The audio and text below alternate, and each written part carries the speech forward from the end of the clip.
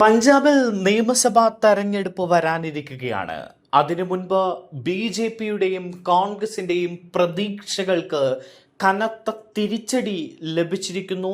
പഞ്ചാബിൽ ആം ആദ്മി പാർട്ടിക്ക് വലിയ പ്രതീക്ഷയാണ് നിയമസഭാ തെരഞ്ഞെടുപ്പ് വരാനിരിക്കെ ഇപ്പോൾ ലഭിച്ചിരിക്കുന്നത്. പഞ്ചാബിലെ തദ്ദേശ തെരഞ്ഞെടുപ്പിൽ ഭരണകക്ഷിയായ ആം ആദ്മി പാർട്ടി 1-ാം സ്ഥാനത്ത് എന്ന വാർത്തയാണ് പുറത്തേക്ക് വരുന്നത്. ആകെയുള്ള സീറ്റുകളിൽ 220 വിജയിച്ച ആം ആദ്മി സംസ്ഥാന രാഷ്ട്രീയത്തിൽ തങ്ങളുടെ ആധിപത്യം വീണ്ടും ഉറപ്പിക്കുന്ന കാഴ്ച നമുക്ക് പഞ്ചാബിൽ നിന്ന് കാണാൻ കഴിയുന്നു.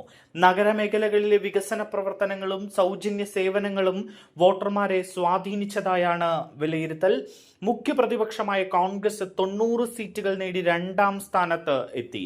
പല നഗരങ്ങളിലും ആം ആദ്മിക്ക് ശക്തമായ വെല്ലുവിളി ഉയർത്താൻ കോൺഗ്രസിന് സാധിച്ചു എന്നത് കോൺഗ്രസിനെ സംബന്ധിച്ച് അല്പമെങ്കിലും ആശ്വസിക്കാവുന്ന കാര്യമാണ്.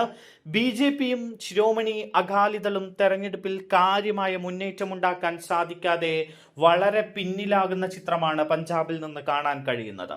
ചില വാർഡുകളിൽ സ്വതന്ത്ര സ്ഥാനാർത്ഥികളും വിജയിച്ചിട്ടുണ്ട്. നിയമസഭാ തെരഞ്ഞെടുപ്പിലെ വലിയ വിജയത്തിന് ശേഷം തദ്ദേശ ഭരണ സ്ഥാപനങ്ങളിലും വിജയം ആവർത്തിക്കാൻ കഴിഞ്ഞത് മുഖ്യമന്ത്രി ഭഗവന്ത് മാനിന്റെ നേതൃത്വത്തിന് വലിയ കരുത്തായിരിക്കുകയാണ്.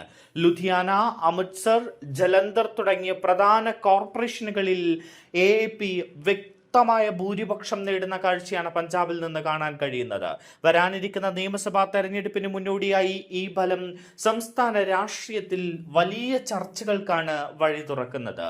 ഭരണവിരുദ്ധ വികാരം മറികടന്ന് നഗരപ്രദേശങ്ങളിൽ ഇത്രയും വലിയ വിജയം നേടാനായത് ആം ആദ്മി പാർട്ടിയുടെ സംഘടനാ കരുത്തിന്റെ തെളിവായിട്ടാണ് രാഷ്ട്രീയ നിരീക്ഷകർ കാണുന്നത്.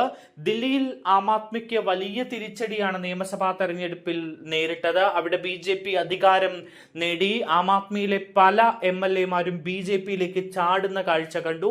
ആം ആദ്മിയുടെ പല നേതാക്കളും ബി.ജെ.പിയിലേക്ക് പോയി. അരവിന്ദ് കെജ്രിവാൾ എന്ന വലിയ നേതാവിന് വലിയ തിരിച്ചടി ദേശീയ തലത്തിൽ ലഭിക്കുന്ന സാഹചര്യമുണ്ടായി.